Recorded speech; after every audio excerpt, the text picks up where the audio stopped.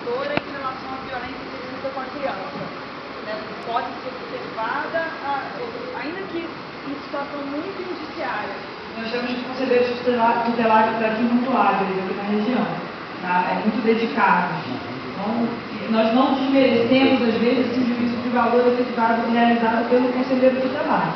Se ele verificar que a violência, de certa forma, exercida por algum parente, foi tolerada pela genitora, ou se houve um consentimento por parte da família, ou ainda, se o lugar, se a opção de colocação da mulher expõe, passa a expor a criança a risco, tem uma opção pelo obrigamento, sim. Tem uma solução de obrigamento, ainda que temporária, né? Para reconstituir aquele núcleo familiar, a criança permanecer estudando, permanecer se alimentando bem, permanecer tendo contato com os genitores de uma forma assistida. Isso é importante também. A situação de abrigamento não afasta por completo o contato dos pais com a criança.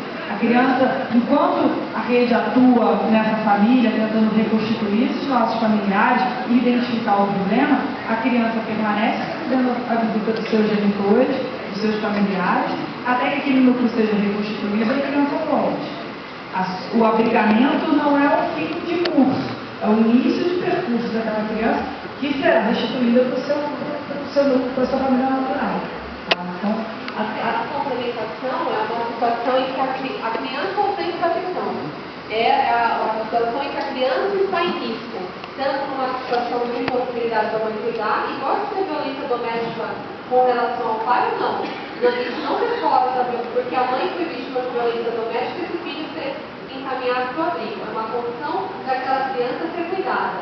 E como bem disse, só um minutinho, como bem disse pela doutora, a gente tem até casos no Brasil, não vou dizer aqui, mas de estupro, que a mãe também é abusada. Se a mãe sabe que aquela criança é abusada pelo pai, padrasto, irmão, tio, qualquer pessoa, ela também responde pelo crime de estupro, porque ela permitiu que aquilo acontecesse quando ela tinha o dever de evitar.